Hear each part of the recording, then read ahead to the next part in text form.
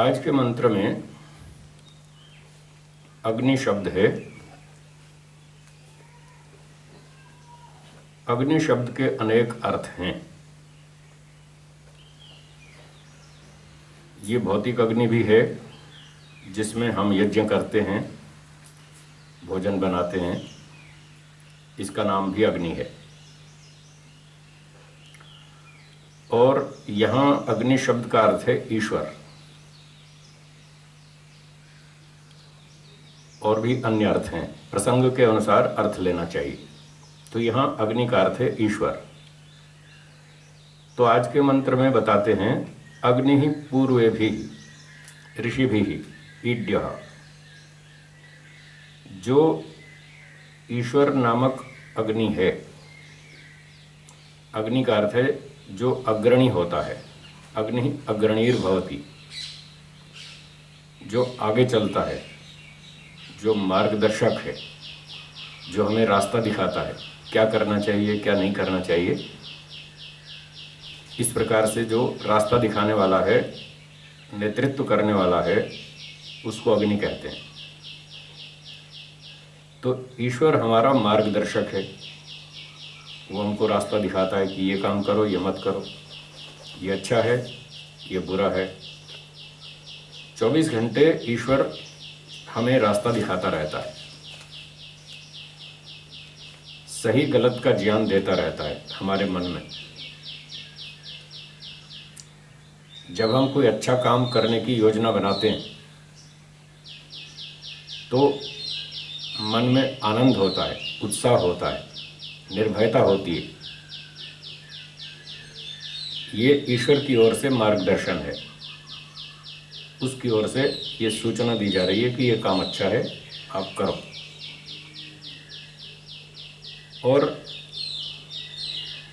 जब कोई गलत योजना बनाते हैं तो मन में भय, शंका, लज्जा की अनुभूति होती है। डर लगता है कोई देख तो नहीं लेगा, कहीं पकड़े तो नहीं जाएंगे, मन में शंका होती है। और पकड़े गए तो दंड भी मिल सकता है, पिटाई भी हो सकती है, जेल भी हो सकती है, बदनामी भी होती है। ऐसा तो नहीं होगा। जब मन में इस तरह के विचार आए तो समझना चाहिए ये ईश्वर की ओर से हमको सूचना है कि ये काम ठीक नहीं है, ये नहीं करना चाहिए। तो इस तरह से ईश्वर हमारा मार्गदर्शन करता रहता है। मार्गदर्शन करने के कारण उसको अग्नि नाम से कहा है। तो हे ईश्वराग्नि, हे ईश्वर रूपी अग्नि, हे ज्ञान स्वरूप मार्गदर्शक ईश्वर। तो वह ईश्वर कैसा है? पूर्वे भी ऋषि भी ईड्य, जो पूर्व काल में ऋषि हो चुके हैं। आज से पहले जो ऋषि हो चुके हैं,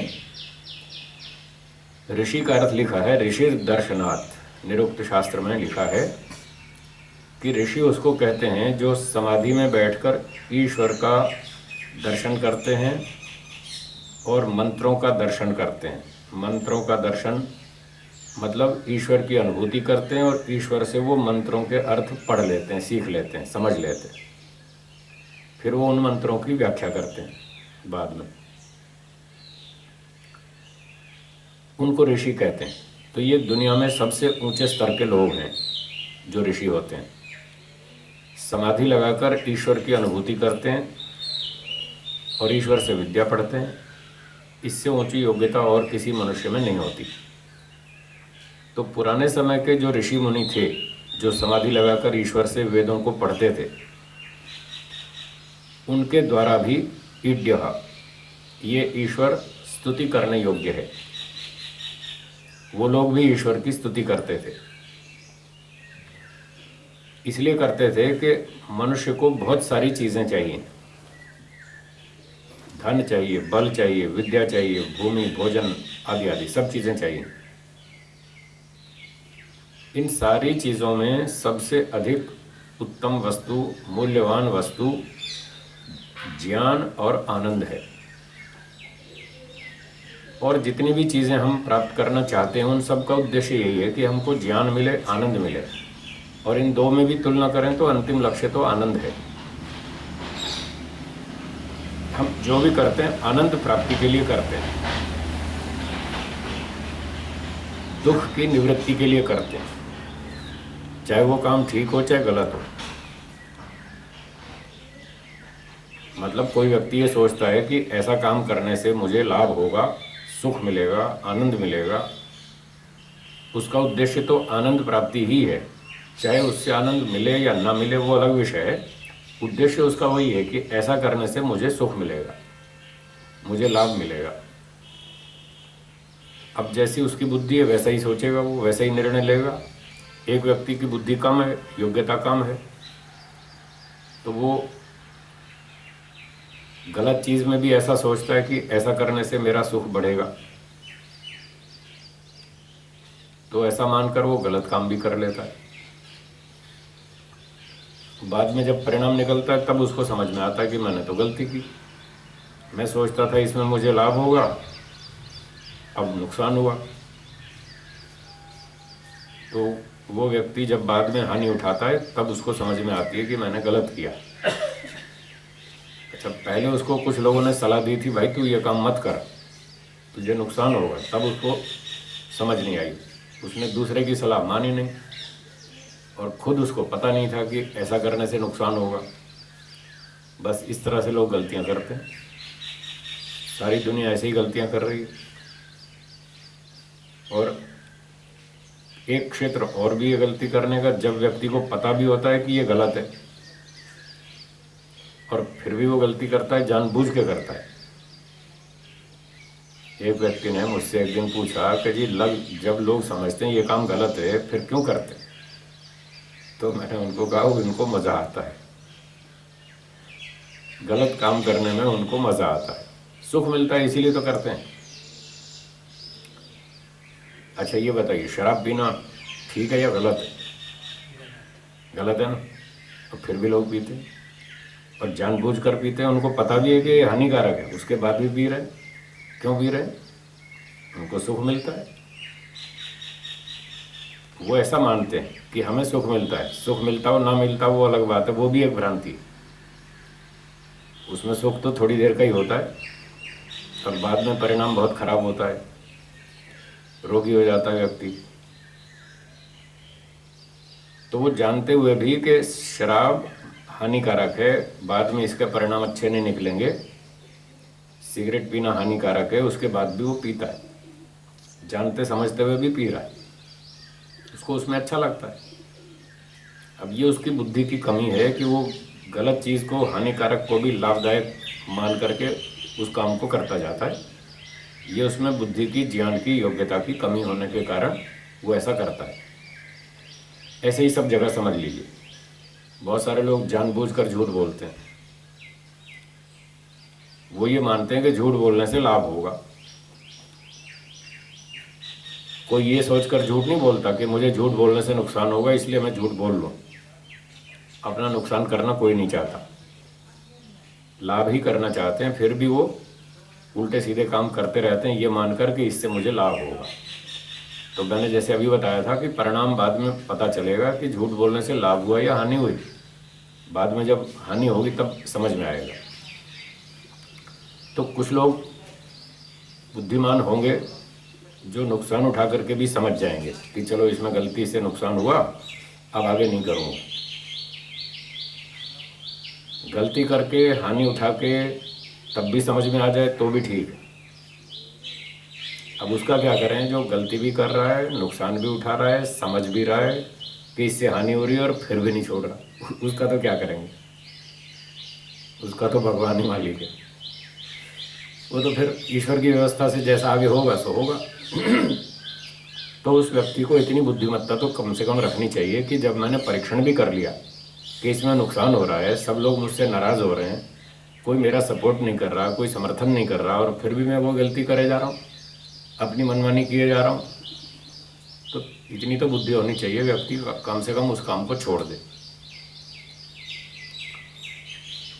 तो इस प्रकार से हमको सोचना चाहिए विचार करना चाहिए, उस प्रकार से योजना बनानी चाहिए, उस तरह से काम करना चाहिए जो प्रमाणों से सिद्ध हो, तर्क से सिद्ध हो, धर्म के अनुकूल हो, जिसमें समाज के बुद्धिमान और धार्मिक लोग हमारे समर्थक हों, हमारा सहयोग करें, हमको कहें हाँ हाँ ठीक है करो, वो निष्पक्ष सलाह दें और हम शांति से उनकी सलाह को सुनें।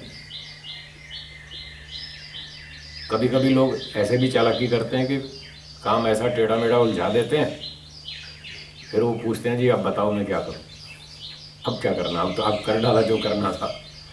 अब वो न चाहते हुए भी उसका समर्थन करते हैं, कर भाई तू जो कर, इससे तो निकल बाहर कम से कम, अब इस समस्या से तो बाहर निकल, अब कर इसको जैसे तैसे। फिर वो कहते हैं देखो फलाने ने मेरा समर्थन किया था, मैं तो ठीक कर रहा हूँ।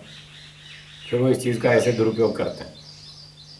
तो ऐसा नहीं करना चाहिए, बुद्धिमानों की, धार्मिक लोगों की सलाह लेके काम करना चाहिए। वो लोग निष्पक्ष सलाह दें कि आपका क्या विचार है, आप बिल्कुल निर्भय होकर निष्पक्ष भाव से मुझे बताएं कि मैं क्या करूं। तो वो जैसी सलाह दें वैसा करना चाहिए।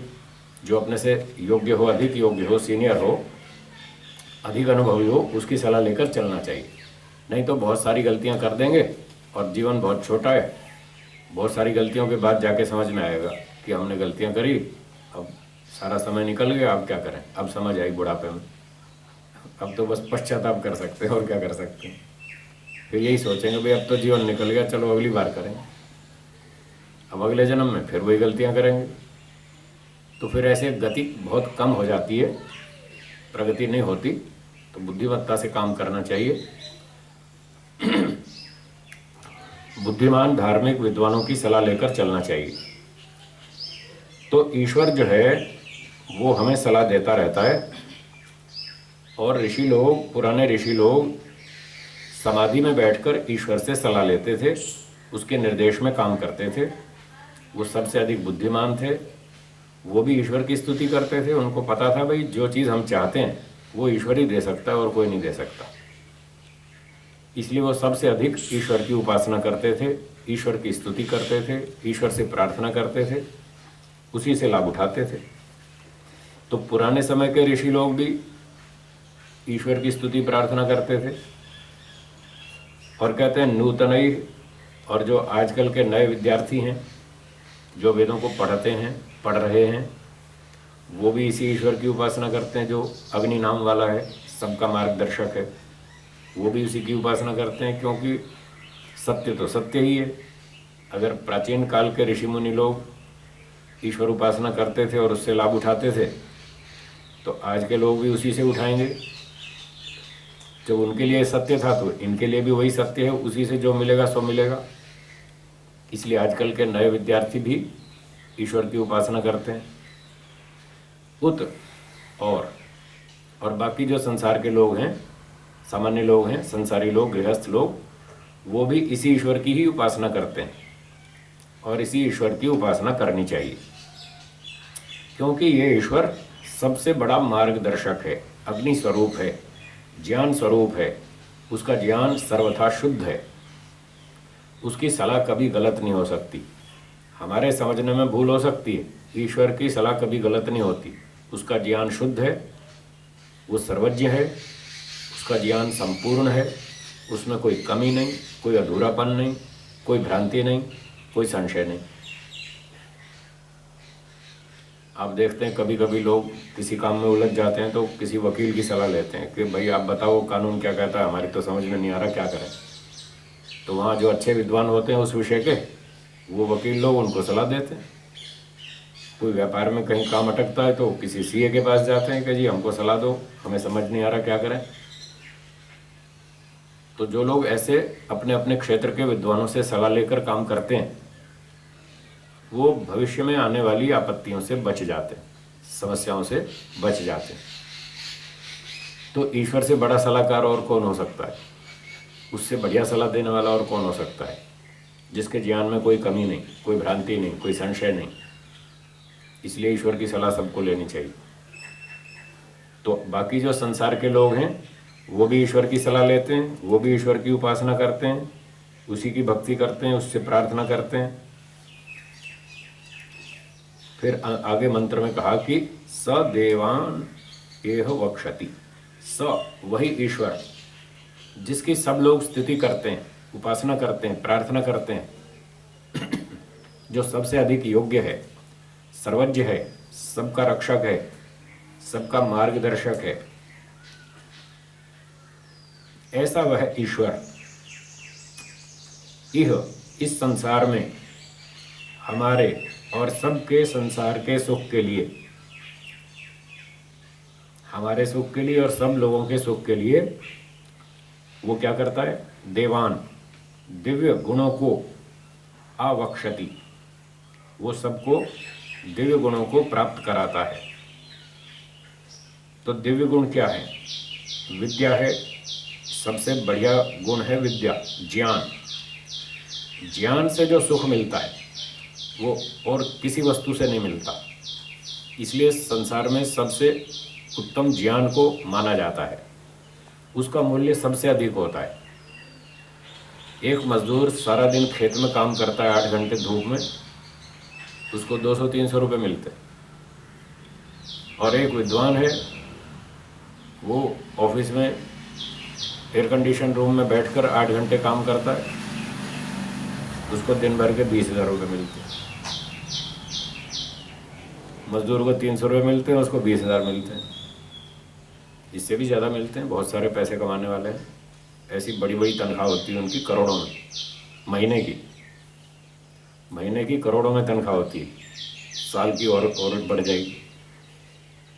तो उनको इतनी लाखों में करोड़ों में तनख्वाह क्यों मिलती है? उनके पास ज्ञान का मूल्य, इसलिए उनको एक दिन में इतनी तनख्वाह मिलती है, हज़ारों रुपये, लाखों रुपये भी मिलती है। तो ज्ञान का मूल्य सबसे अधिक है, उससे बहुत अधिक लाभ होता है, सुख मिलता है, इसलिए दिव्य गुणों में ज्ञान विद्या आदि को सबसे ऊपर माना। तो ईश्वर हमें दिव्य गुणों की प्राप्ति कराता है, ज्ञान देता है, सबसे बढ़िया चीज़ है ज्ञान।